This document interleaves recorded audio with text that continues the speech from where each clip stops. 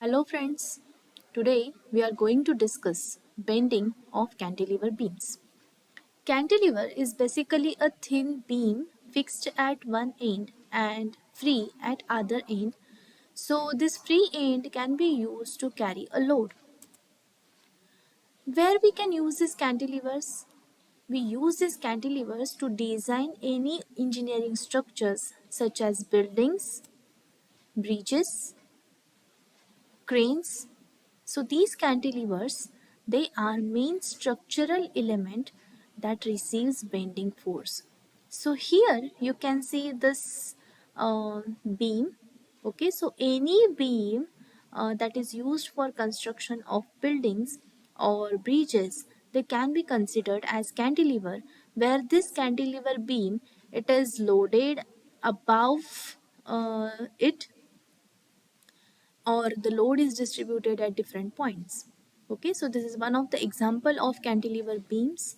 There is one more example of these cantilever cranes. Okay, so using this cantilever cranes, the load can be lifted up.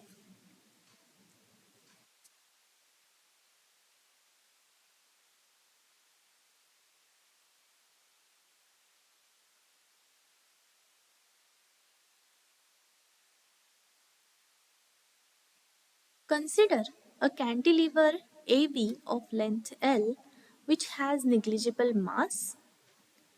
So here you can see this is the cantilever AB. The length of the cantilever is a small l. The mass of this cantilever is negligible and thickness is also negligible. Let's consider a weight W is attached at free end and then the cantilever bends. So as the cantilever bends, you can see this B point is shifted to B dash, and this deflection, it is called as a depression in cantilever. It is say small y. Now let's consider a small element PQ of the cantilever. So this PQ, when the beam deflects, when this cantilever deflects in downward direction, this PQ is shifted to P dash Q dash. This PQ element being very small, let's consider the element PQ. It is at a distance say small x from this point, from A point. The element PQ, it is at distance x. Then the distance between the weight that is applied and this element is small l minus x. Okay, small l minus x. So this is the fixed end. This is the weight that is attached to the cantilever through which the cantilever bends. Y is the deflection or depression in the cantilever. The element PQ has become P dash Q dash after the deflection of cantilever. If we draw normals, then we get the radius of curvature for this element PQ as small as capital R. Now, here we can use the force by which this cantilever bends, and this force, this couple, is called as a bending moment. So we know the formula for bending moment of beams. So bending moment of beams is equal to YIG. Here Y is the Young's modulus, Ig is the geometric moment of inertia divided by the radius of curvature, that is capital R. So this is one force, or this is one moment that is also called as a torque that acts on the cantilever. Now due to this weight, the deflection couple or deflecting couple also acts, and that can be given as this deflecting couple is nothing but the torque that act on it. So this deflecting couple, it is nothing but the torque, and this deflecting couple is equal to the weight that is attached to this cantilever, that means force multiplied by perpendicular distance, and this perpendicular distance is L minus x. So weight that is attached to this cantilever itself is a force, and this L minus x, it is the perpendicular distance of this particular element from the force, from the weight, that is L minus x. So we have this equation number 1 and this is the equation number 2.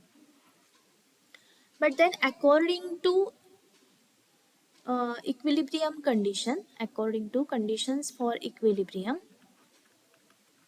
if we apply condition for equilibrium, second condition for equilibrium, that the net torque or summation of all the torques must be 0. Okay, summation of all the torques must be 0. Here, this bending moment and this deflecting couple, they are nothing but torques that act on this uh, cantilever beam. And therefore, as net torque is 0, that means this bending moment and the deflecting couple, these are opposing forces and they must be equal. So this bending moment Yig upon R must be equal to deflecting couple, that is W into L minus X. Now, if I take this Yig on the other side, I get 1 upon R is equal to W into L minus X upon Yig. Now what is 1 upon R? If we see this R, 1 upon R, it gives us a rate of change of slope of this line. If we take 1 upon R, it gives us a rate of change of slope of the line. Okay, and what is slope? 1 upon R is a rate of change of slope.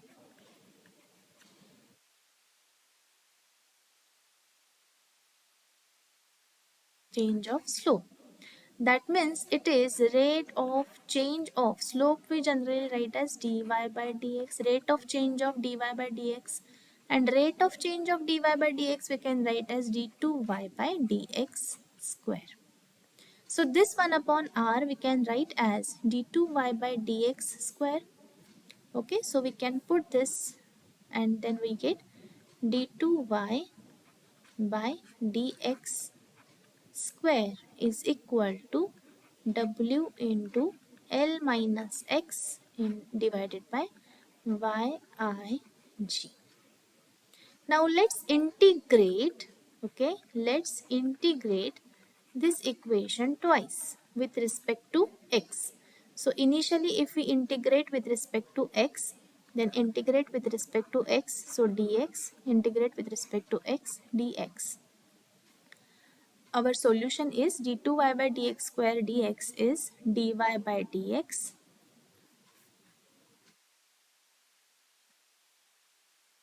equal to, now here w by ig, these are the constant terms, so we can take these terms outside the integration, w upon yig into integration of L minus x into dx, that is equal to W upon YIG. Now we have to integrate this separately, L into dx minus x dx. So L into dx we can write as Lx minus x dx, that is x square by 2 plus constant of integration, that is say c. Now if we take x is equal to 0, if we put x is equal to 0, then for x is equal to 0, this y also becomes 0. When x is equal to 0, then this y is also equal to 0. And then this constant c, it is also equal to 0, because if x is equal to 0, this term becomes 0. So this first term becomes 0. So 0 plus c, that is equal to dy by dx. If y is 0, dy by dx is also 0. So c, that is constant, is equal to 0. So when x is equal to 0, y is also equal to 0. That means dy by dx is 0, and that means c is also equal to 0. Then our equation becomes dy by dx is equal to w upon yig into lx minus x square by 2. Now let's again differentiate this with respect to again integrate this with respect to x. So if we integrate this with respect to x, now here again, uh, if we integrate this with respect to x, we get y is equal to, again this w upon yig is constant, and inside the bracket it remains l x square by 2 minus this x square, it becomes x cube by 3 into 2, that is x cube by 6. Here, as we are getting this depression in terms of y, now we can put this distance x as equal to 0 to L. So we can put limits here for x as 0 to L instead of taking constant and showing it as equal to 0. So directly we can take this limits for x is equal to 0, that means this end. So from this end up to this end. So total length L. So when we put the limits 0 to L, we get y is equal to w upon yig into L into x square, that is nothing but L square upon 2 minus x cube means L cube upon 6 minus 0 minus 0. Okay, so I will write directly, I will complete directly the bracket. So if we say this is equal to w upon yig into L cube divided by 2 minus L cube divided by 6. So this we can solve by taking cross multiplication, and we get y is equal to w upon yig into 6 into L cube minus 2L cube divided by 12. So y is equal to, from this, w upon yig into 6 minus 2, 4L cube divided by 12, and 4 threes are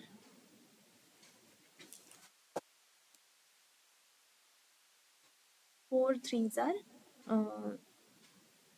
12. Okay, so the final equation is y is equal to w L cube upon 3yig. But then W is equal to, since W is equal to mass into g, that is acceleration due to gravity, we can put this W as mg into the equation, and we get the final equation as y is equal to mg L cube, mass that is attached to the cantilever, into acceleration due to gravity g, divided by 3yig. So using this equation, we can find out depression in the cantilever, that means this depression, this distance. I hope you have understood this derivation. Thank you so much.